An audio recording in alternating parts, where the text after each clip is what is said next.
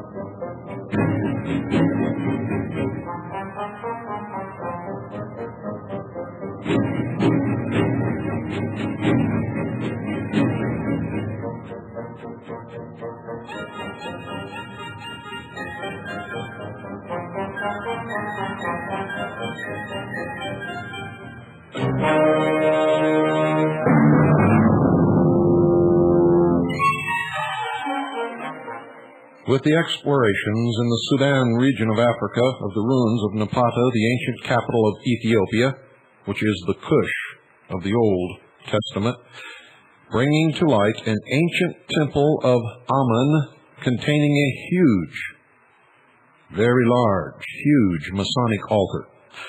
And with archaeologists getting ready to renew their explorations in Palestine and the Euphrates Valley, antiquarians expect further additions to the vast mass of evidence of the worldwide spread of primitive Freemasonry, which concealed, ladies and gentlemen, in its rites, symbols and ceremonies, the teaching and belief in the grand architect and great geometrician of the universe, a one and supreme God. But as I told you before, not, as many of you might believe who have been initiated into the lodge on the lower levels, not the God of the Bible.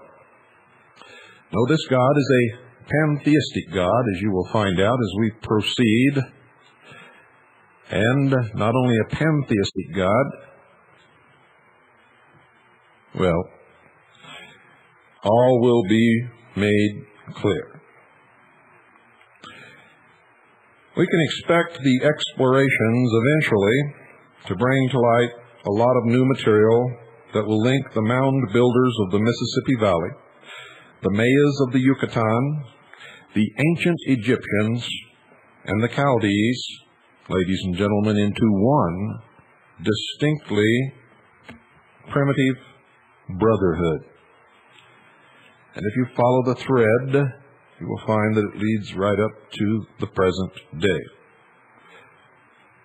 You see, the illumined ones believe that Freemasonry is the parent of all religion, the original worldwide cosmic gnosis, diffused in ancient times to the uttermost ends of the earth, scattered, as it were.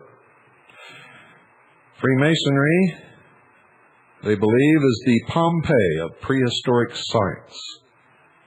And indeed it is, if you understand that it's prehistoric science and has no basis in actual science at all.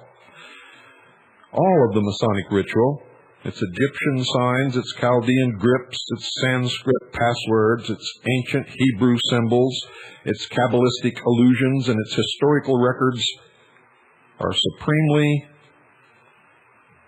scientific in an ancient way, and is a survival through long ages, ladies and gentlemen, by various underground channels of the knowledge of the universe, which was gained by Sabian astronomers from the temple tops of Chaldea, India, and China, and recorded by the equally learned geometers and mathematicians of the ancient Orient.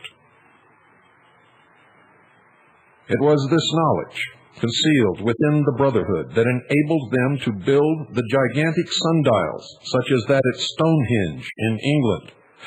The two pillars of masonry today are the same as those which stood before the Temple of Solomon, erected by the same building fraternity, known as the Builders, under the supervision of the priest architects who built the Sun Temple at Tyre, before which similar pillars stood.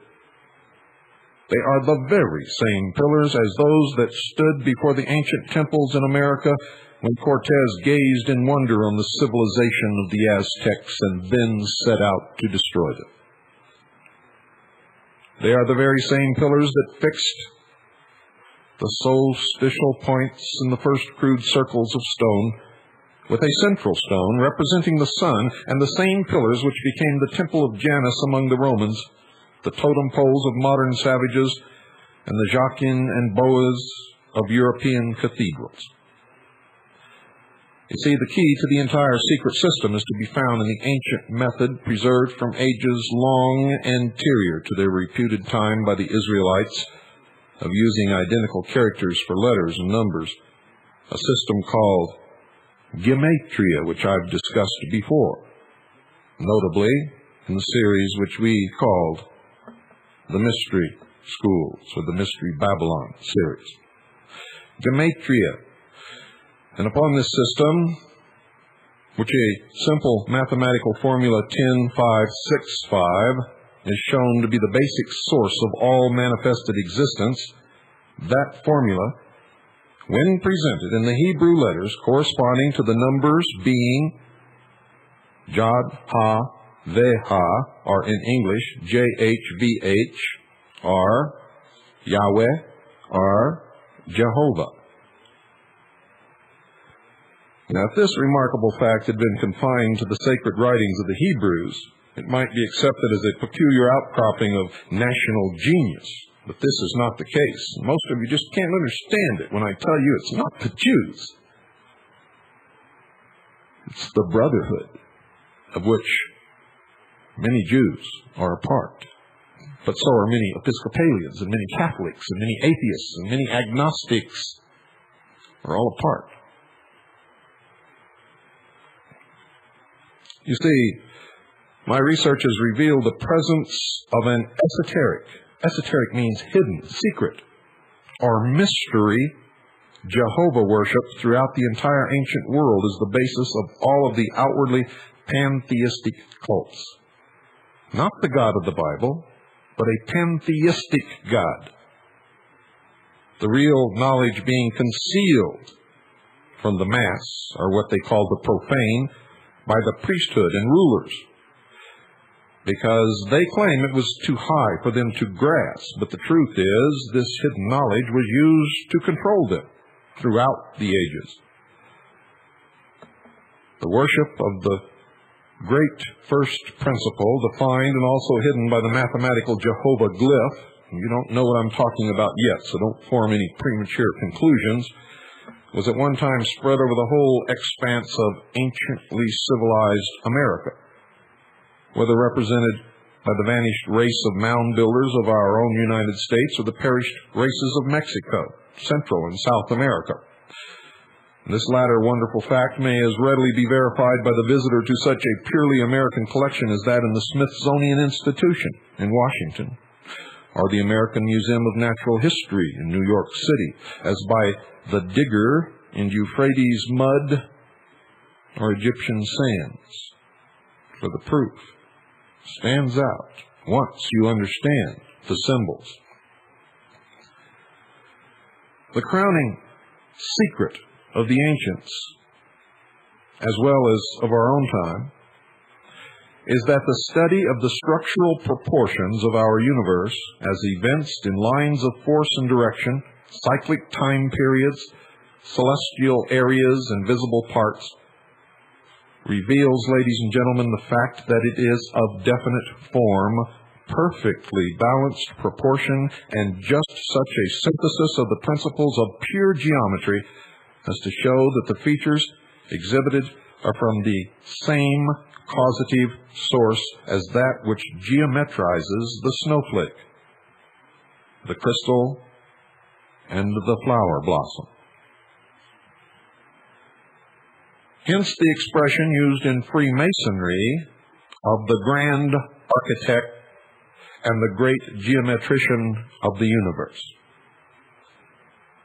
The ancient Egyptians adopted as the key to this great cosmic philosophy the famous Pythagorean triangle of proportions 3 by 4 by 5. Proportions which is the basis of the celebrated 47th proposition of Euclid. The understanding of this 47th proposition of Euclid is an absolute requirement of members of the Brotherhood. They called the three sides Osiris, Isis, and Horus, considering the first two as spirit and matter and the latter as nature, evolved from the wedding of the other two. In other words, the doctrine, the church, and the full body of initiates, the practice of it all.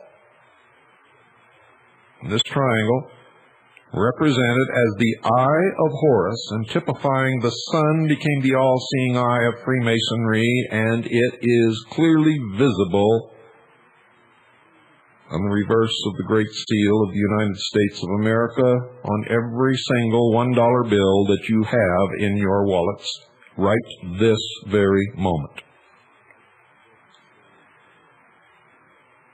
The value of the Hebrew letters in the famous triangle is 543, or 543, ladies and gentlemen, which is half of an oblong of 3 times 4, the other half of which, also shown, is 345. The sum of both equals 888, and it is the value of the letters in the Greek New Testament name J-E-S-O-U-S-R, Jesus. An oblong of 3 by 4 contains 3 of 4 by 9 and vice versa. I know this is a little difficult for some of you to understand, and you're going to have to do some study, for it took me years to understand it. The oblong of 4 by 9 was represented symbolically as the Atef crown on the head of the Egyptian sun god Re, or Ra, whose name really means light. Light. And from this simple proportion alone, according to the methods of the ancient Egyptians, can be at once correctly delineated all the main physical features of our universe in absolutely correct astronomical proportions, and in so doing is evolved a sacred ancient symbol, the trapezoid, of 10, 5, 6, 5 proportions, which became known as JHVH among the Jews, Jehovah or Yahweh, IHOH in Phoenicia, IHUH in Chaldea, HUHI in Egypt, Oihahu in India, Hohai and Fohai in China, that's Hohi and Fohi, and Iowa in ancient America, Iowa, Iowa. We find this symbol, the Jehovah symbol, as the shoulders and arms of Osiris as he judges the souls in Amenti, in the Egyptian Book of the Dead, and as the apron worn by the mysterious stone colossi of Quirigua, Guatemala, copies of which are in our own American Museum of Natural History. Remember, this is an apron. It becomes a little more clear as we go along. We find the Masonic keystone to be not merely an architectural requisite, but the angle of exactly 23 1/2 degrees, or the correct inclination of the axis of the Earth to the pole of the ecliptic, and to embody the vertical section of the Great Pyramid of Giza 4 times repeated. We find the little clay idols of the departed aboriginal races of Colombia, South America, decorated with the geometrical glyphs of this secret order, the ornaments of the robes of the ancient Ica priests in Peru, but exemplifications of the same sacred figures, and the amulets of the Mayas and Toltecs in Mexico are also engraved with them. That there must have been some worldwide organization to distribute these symbols in ancient and prehistoric times is evinced by the fact that by common consent the ancient Egyptians and the ancient Mexicans constructed pyramids, which as shown by the Great Pyramid of Giza in Egypt and the Teocalli of Chichen Itza, Yucatan, as leading examples, were component parts of a single geometrical problem, the key to which is the simple Masonic apron as worn today, and the graphic symbol of which covenant is still preserved as a cosmic figure among the Hopi Indians right here in the state of Arizona. In discussing the Masonic keystone, Mr. Higgins displayed examples picked up in his travel from China, India, ancient Tyre, Egypt, and Palestine that were all cut on the same exact angle of 23 1/2 degrees. But perhaps his most precious specimens were several black serpentine amulets from Yucatan and Central America, more than 3,000 years old, that displayed the keystone and also the inverted Tau cross, so familiar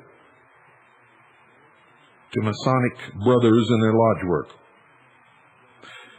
In pointing out the triangle of equal areas on the forehead of the amulet and the keystone nose, Mr. Higgins drew attention to the fact that the Jewish worshiper today describes with his fingers the triangle in the same place when making his invocation on the Day of Atonement.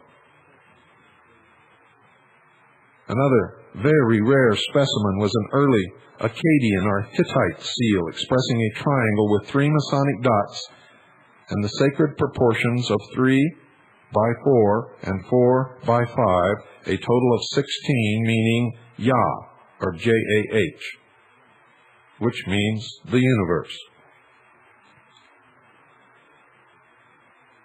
Now, while these keystones are very valuable in proving the contention that Freemasonry was widespread even in prehistoric times, I consider the Masonic apron preeminent as the symbol of the hidden mysteries of Masonry. It, too, is based upon the Pythagorean triangle, which, as I said earlier, was used to conceal the mysteries of the Egyptian religion. The priests knew that the letters I, O, H, or J, V, H, which were publicly applied to the sides of the triangle and called Isis, Osiris, and Horus, were the secret mathematical formulae which they considered the key to the universe. Today you may see this miniature keystone hanging from necklaces of prominent Freemasons, sometimes prominent politicians, rampant in the New Age movement. If you will read a good book on mythology, the story of the death of Osiris, slain by his brother Typhon, and the long search for his mutilated body by his disconsolate widow, Isis, you will eventually understand, especially if you have studied the mysteries, how the hope of humanity was fixed on the widow's son. Isis, of course, was the widow. Horus was the widow's son. Now, if Osiris was the doctrine, and the doctrine was murdered, killed, the church was left as the widow, widowed by the doctrine. The word was lost, the lost word of Freemasonry. Her son, the initiates, or the sons of the widow, were then, ladies and gentlemen, left without a doctrine. These were the full body of initiates. So the hope of humanity at that time was fixed upon the widow's son, the youthful spring sun god, Huram, or Huram, as his name was abbreviated, whose birth also constituted the resurrection of his father, Osiris, with whom he was identified. The development of the very famous Pythagorean triangle also forms the triangle that is the base of the Masonic Tau cross. The multiplication of the Pythagorean triangle by 4 gives the base for the Magian's philosophy and develops the form of the Masonic apron, just as worn today in the lodge room. It is the 64 square that I refer to. In this square, the familiar checkerboard also has hidden within it the exact geometrical proportions of the Giza pyramid. Many of you have a checkerboard in your home. Perhaps the most interesting Egyptian cut that I have is that showing Pharaoh invested with the triangular Masonic apron, holding in his right hand the grand Masonic emblem and the last grade attained, the Ankh cross, in Masonic communication with one of that order whose head is covered with a mask representing the head of the god Thoth. Now, when you examine the old Egyptian documents or pictures of such, they reveal the fact that the apron is the badge of all the gods, kings, hierophants, and priests engaged in the rites of public worship and ruling of the masses. And the apron of the ordinary celebrant appears to be a triangle of white cloth suspended from the waist in front and pinned at the corners to the tunic at each side. In the case of the Grand Master, the apron is very elaborate in design. The figures you see represent the rising and setting sun in the lower corners and the sun at meridian. The rays of the sun are so directed as to describe a regular progression of geometrical angles, such as seen on a gnomon. And over the sun apron is worn the serpent apron. The modern Masonic apron, as worn in lodge and chapter, has descended intact in every exact particular from these ancient brethren of the square and compass. And many of you who call yourselves good researchers, have ridiculed me because I have made this connection over the centuries and the millennium, and have refuted your ignorantly conceived ideas that Freemasonry began in some lodge in England during the medieval times. The brotherhood is as old as man.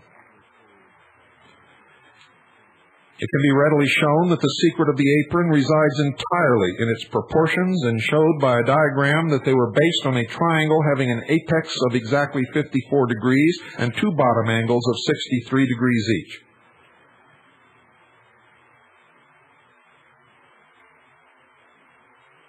It was said that these two numbers were both eminently sacred Masonic numerals belonging to the, remember I told you this before, belonging to the nine, our 3 times 3 series. It can be demonstrated that the proportions of the Egyptian pyramids were all concealed in the same geometrical figure upon which the Masonic apron was constructed. And from the cases of relics brought out several amulet aprons that were true in angle and indicated by dots or indentations the very true same proportions. There's a copy that came from a Peruvian vase which shows a priest of the Incas carrying a staff with a 6-pointed star in one hand and holding a Masonic apron in the other. This figure, folks, which may be seen in the American Museum of Natural History in New York City, is displayed throughout the Andean ruins, where modifications of the apron are run into borders around the Incan pottery. Maybe the very best example in America is that found on the statues and little clay images of the ancient Mayas, which litter the jungle forest of the Yucatan on the sites of the ruined cities. These images, shown by specimens, are all clothed as master masons in the very same apron as the Egyptian kings and priests, and point irrefutably to a universal knowledge of secrets behind the square and compass. And it was this knowledge that was used to subdue the masses and make government work. We see thus indicated throughout the world, ladies and gentlemen, the Masonic Brotherhood known as the Illuminati, those who are illumined collectively, known as the Brotherhood, known as the Sons of Light, known as the Sons of the Widow, or the Widow's Sons, erected thousands of years prior to any civilization of which we have any present record, to the same ever-living God whom we worship and reverence as the great architect of the universe.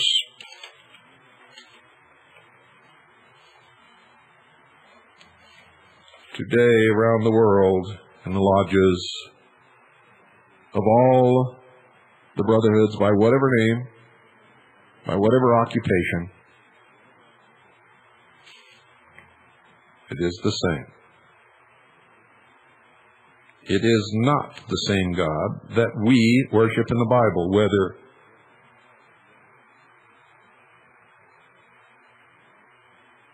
the followers of Muhammad, the Christians, the Jews, except some Jews who subscribe to the Kabbalistic teachings. They know the true meaning.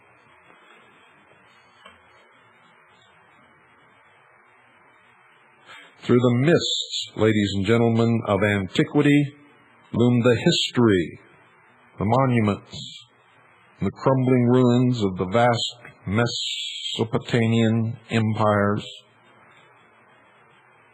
all so interrelated that historians find it hard at times to distinguish between legend and fact.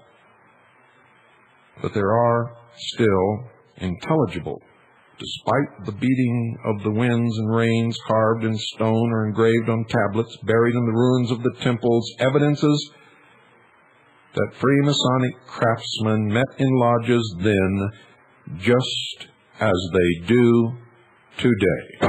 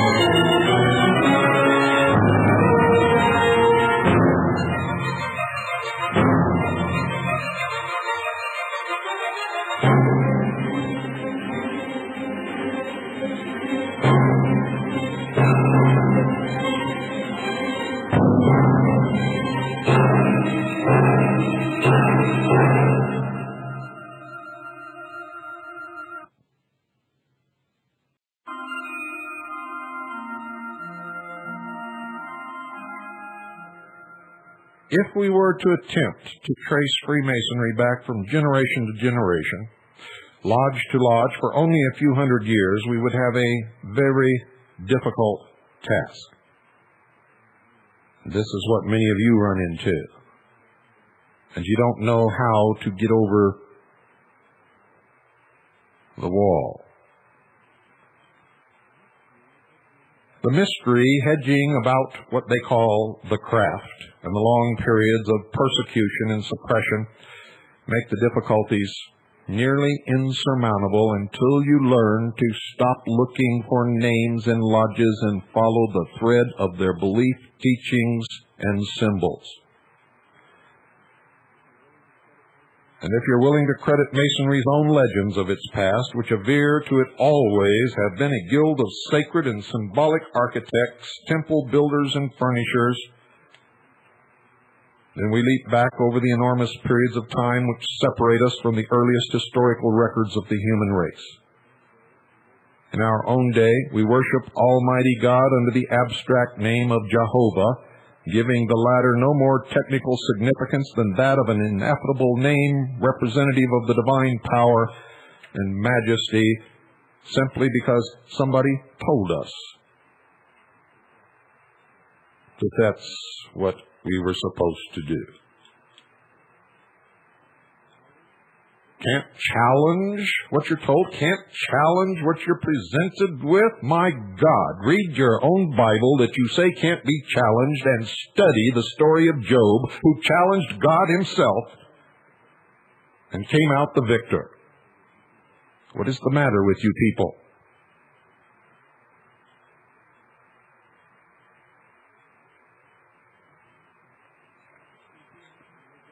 You see, Freemasonry is what remains of the vast ancient science which derived countless expressions of this sacred word from the geometry of the universe and translated them into the ground plans, elevations, individual stones, symbolic designs, and sacred furniture of all the great temples of antiquity.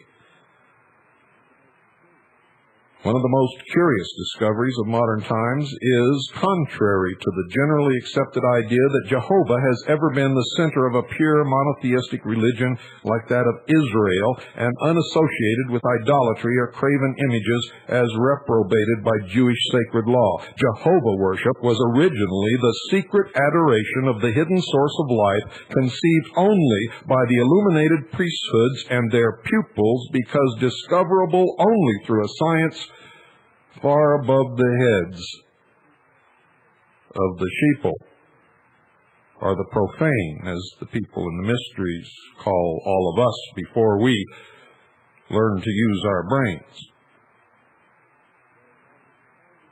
So in almost all the ancient culture lands of the Orient, Jehovah reposed, veiled in a gorgeous external imagery symbolic of the forces of nature and material features of our physical universe, which was held out to the profane, that's you, in an elaborate pantheism. Pantheism. If we would fathom the remoteness of the origin of the devotion to a unique deity, we must take into consideration the vast number of evidences extending back into the Neolithic and Bronze Ages of primitive humanity, for these stories, legends, existed long before any written Bible.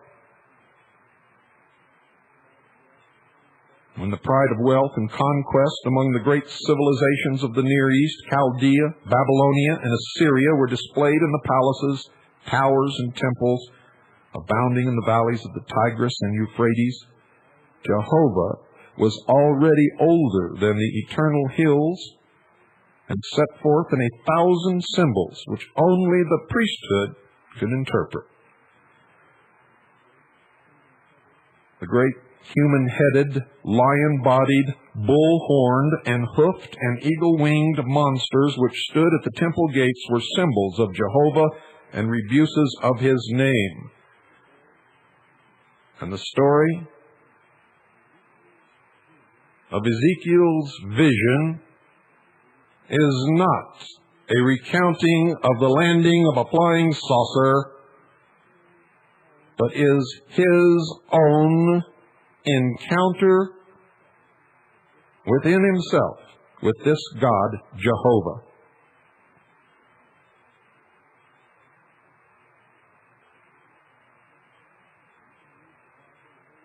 You can read the Bible a million times if you wish, and you can claim to understand it, and you can spout out your memorization of the verses and your interpretations of what it means all you want to. But until you have studied Gematria and you've studied the ancient history from which the Bible was written, you will never understand it. Not in a million years, not ever.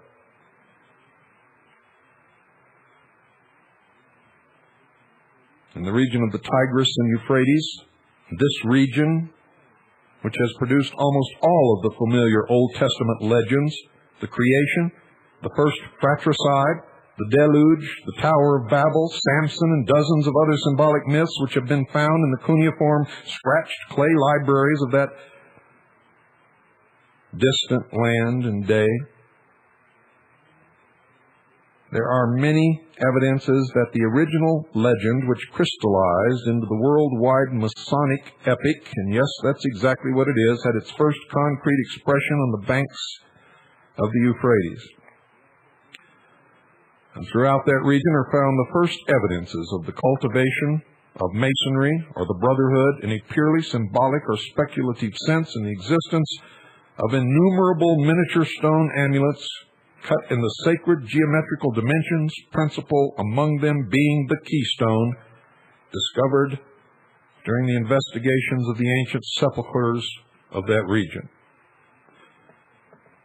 And these little keystones, each of which is pierced for suspension, are made of the same stones as the famous Babylonian cylinder seals, and are cut at a uniform angle of 23 1/2 degrees, that of the inclination of the axis of the earth to the pole of the ecliptic. How could they have known? There are also double keystones of 47 degrees, and both are but miniatures of the conical Bethels reverenced by the primitive Jehovah worshippers in the East. You see, you look back upon these ancient people as some kind of stupid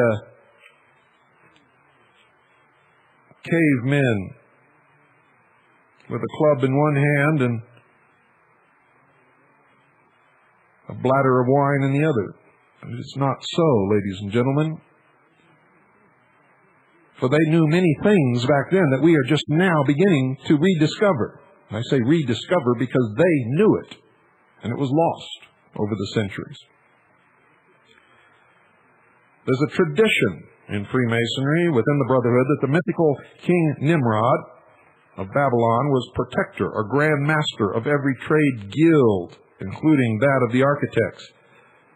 But while the light of modern research has failed to locate the existence of that famed monarch, it is a fact that sitting statues of Babylonian governors have been found bearing architects' plans of temples or palaces that they had erected on their knees.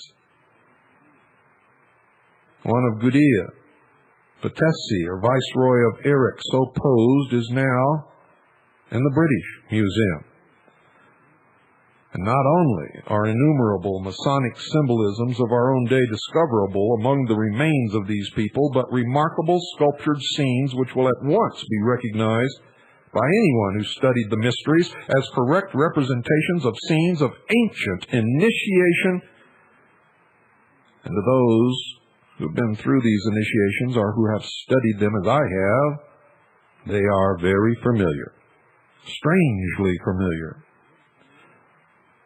And the ridicule of the profane at the vaunted association of Freemasonry with the Tower of Babel was entirely uncalled for, because every bit of historical evidence brought to light among the ruins of Borsippa, the ancient capital of Babylonia, indicated to the Masonic antiquarian the close relationship, association of the craft to that tower. And you will see on the murals in the new Temple of Initiation, erected in Las Vegas, known as the Luxor, which means the source of light, depictions of the Tower of Babel and the ancient order, the Brotherhood, the builders, associated with it are all over the place. The Tower of Babel still exists as the ruins of the ancient Beers Nimrod at Borsippa, and you didn't even know it. This was the tower temple of Marduk, or Jupiter, and the king who abandoned this city to build a new capital and a more gorgeous temple to the sun god Baal at Bab-Elu, the gate of God, on the opposite or eastern bank of the Euphrates, was the great sage and lawgiver Hammurabi,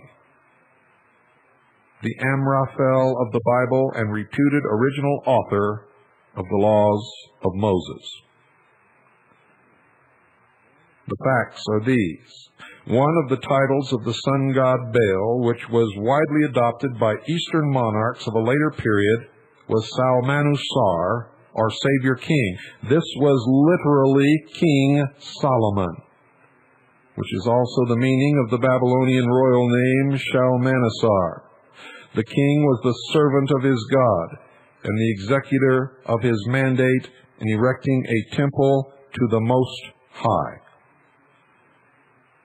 The name of the architect given in 2 Chronicles chapter 2, verses 12 and 13, who was sent to King Solomon by King Hiram of Tyre, one skillful to work in gold and silver, in copper, in iron, and in wood, in purple, in blue, and in fine linen, and in crimson, also to execute any manner of engraving and device, every kind of work of art which may be given him, was Huram, or Huram-Abi, which is self-evidently a mere alliteration of the Babylonian name Chamurabi, or Hammurabi, or Hiram-Abith.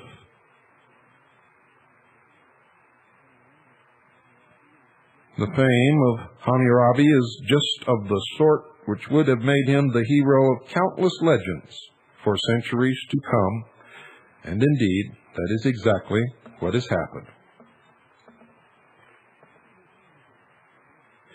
You see, his name is a Kabbalistic one, connecting him with the Babylonian god Nebo, whose Hebrew name is Raphael, both meaning the planet Mercury, the closest satellite and constant companion of the sun, whom the ancients considered the executor of all the latter's mandates. Mercury's color, the blue of heaven, is that of the Masonic order.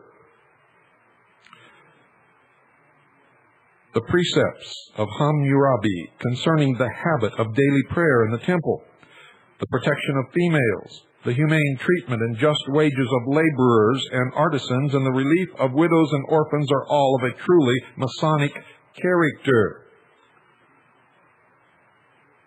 It is the font from which socialism sprung. The very best Babylonian representation of Hammurabi is on a stele in the British Museum, containing a transcript of his code of laws, and on which he is shown receiving them from the sun god Shamash, King Sal-On,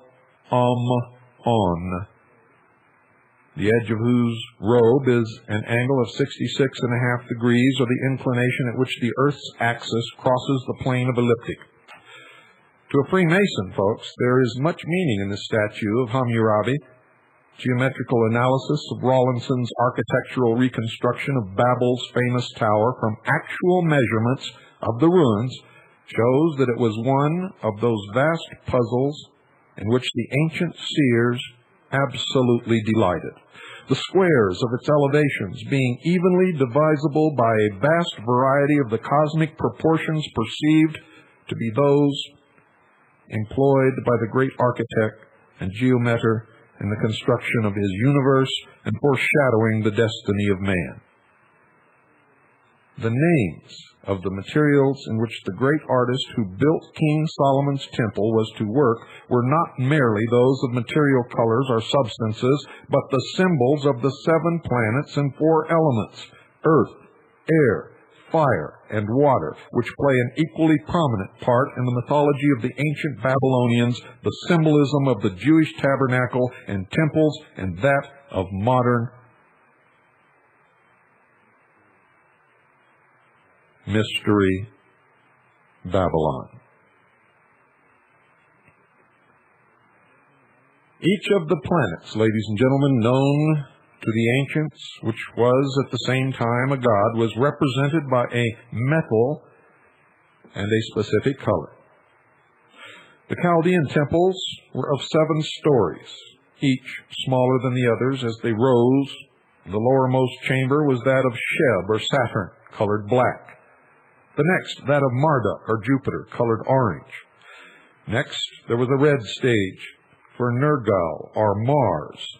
Then a middle chamber covered with plates of gold for the sun. Shamash, then the chamber of Ishtar, or Venus, a pale yellow. Then blue for Nebo, or Mercury. And finally, silver for Sin, the moon, which was left unfinished or open at the top as an astronomical observatory. We preserve those colors and symbology on flags and emblems the world over. The Freemasons preserve the colors of the 4 elements in the veils of the Royal Ark chapter. The sun in its 3 phases of rising in the east, at meridian in the south, and setting in the west became Sal-Am-On.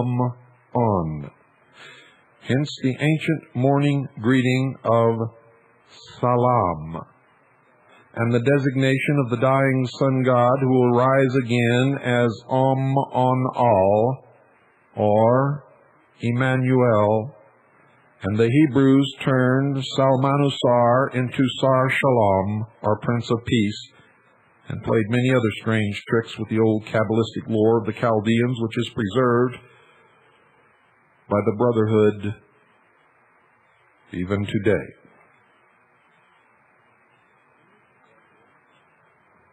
The Phoenician vessels no longer sail the Mediterranean Sea, and the secret of their famous Tyrian purple dye was lost and just recently rediscovered.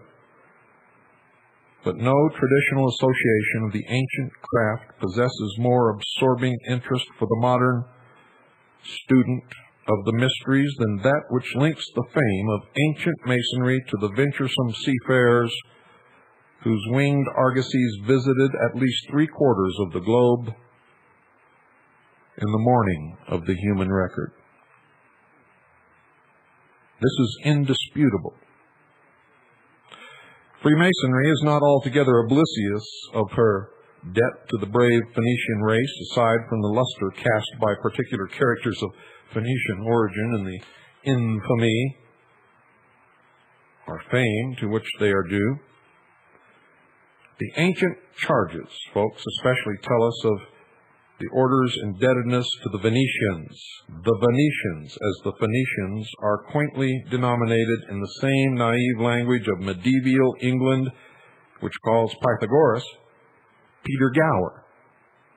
You didn't know that, did you? You read about Peter Gower and you never connected it with Pythagoras. Medieval England called Pythagoras Peter Gower. And they called Euclid clerk and pupil of Abraham. Mr. Higgins says, the biblical association of Hiram, the great monarch of Tyre, Phoenicia's chief city, with his brother ruler of Israel, and the participation of the former in the construction of the wonderful Temple of Solomon, the story of which enters so prominently into the Judaic history, the Christian religion, the religion of Islam, and of the Brotherhood tradition, has been heard over and over and over and over again, and is better told in Holy Writ than it ever could be recounted in modern terms. And that which particularly interests me is the question of what profane science and mere archaeology has to show of the presence among the Punic peoples of that same great cosmic cult which overspread the whole ancient world and which was based upon the geometry of the universe and the secret worship of Yahweh. are Jehovah. See, the Bible prefers direct testimony, ladies and gentlemen, of a complete community of faith between the ancient Tyrians and their Hebrew cousins in the complaint of the prophet Ezekiel until the apostasy of the former and their search after strange gods, the erection of a polytheistic pantheon. Now, if we examine the subject from a completely secular standpoint, without invoking the aid of sacred annals, we find an enormous fund of genuine evidence that the Phoenician branch of the Semitic race played the chief role in the distribution of the arts, sciences, architecture, symbolism, and religion from the ancient culture centers of India, Egypt, and Babylonia to the newer civilizations, which were scattered among the isles and along the shores of the Mediterranean, as well as to the western coast of Europe, and most probably, as the evidence tends to indicate, prehistoric America. The assumption that the Phoenicians were nothing but pagan idolaters can no more be sustained in the face of modern research than could be the notion of God, Deu, and Bogu being three different divinities, instead of English, French, and Russian for the same almighty creator.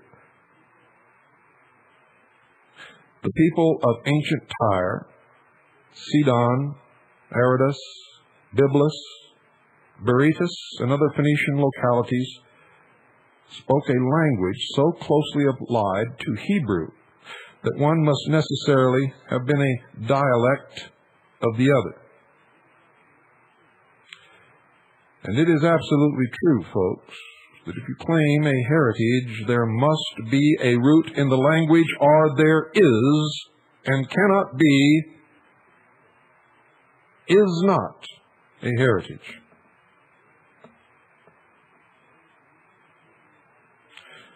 Early Phoenician and Hebrew alphabetical characters were practically the same, and all recorded lapses of the Israelites into idolatry were always into Phoenician idolatries, showing that basically these two peoples were but one and the same, differentiated into maritime and agricultural branches of the Canaanitish stock. The Phoenicians may have had many gods, but to the priest, they were attributes of Jehovah, while the Hebrews had the distinction of a dogged adherence to the thought of a monotheistic deity, all in all, Jehovah. Phoenician remains found over the whole expanse of the continent of the ancient world, from Scandinavia to Ceylon, prove that this clever people studied the arts and superstitions of their foreign customers, and they manufactured for each the peculiar idols, amulets, and symbolic ornaments with the same commercial acumen which once sent cargoes of brass idols from Birmingham to India with every shipload of Bibles from Oxford.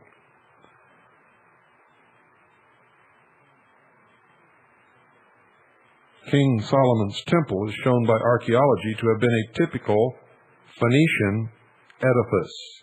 Phoenician edifice, folks. A lot of people don't want you to know that, but that's exactly the truth. An adaptation which that race of clever architects made from the symbols the various nations had of the Jehovah cult. It must not be forgotten that what we today call Freemasonry was the religious science of the ancients, the state of the art of that day. Right or wrong made no difference. It was a symbolic reconstruction of the universe in all its parts, amidst which gorgeous furniture, imitating the host of heaven and the powers and properties of nature, splendidly robed priests and acolytes celebrated allegories of the great celestial cycles and the spiritual birth, life, and regeneration of man. The word man in Phoenician being Ish. Ish. And the symbology was always in the sun, spelled S-U-N. The greatest of all contemplations among the Phoenicians, said Mr. Higgins, who was one of the prominent experts, as evinced by their architectural remains, not only in their homeland at the eastern extremity of the Mediterranean Sea, but on the sites of the numerous Phoenician colonies on the northern coasts of Africa, many of the Greek islands, and in France and Spain, was the so-called dual principle. The theory of the universe as a marvelous equilibrium between forces seeking to destroy and forces seeking to preserve it was the basis of all the Eastern religions, symbolized in different countries in different ways. Today, you know it as the positive and the negative, the yin and the yang, the male and the female.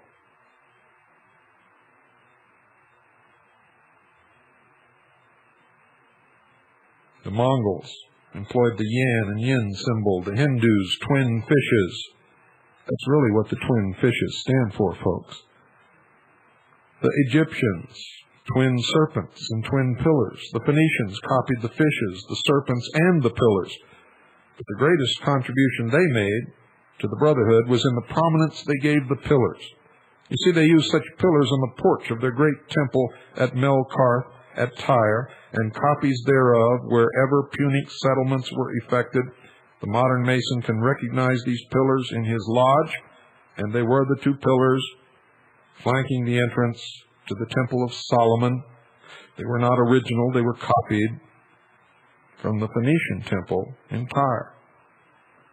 The worship of Melkarth was something which has had most consequences in the distribution all over the world of peculiar rites and mysteries bearing upon the existence of what they call the divine spark in man and its survival of the grave.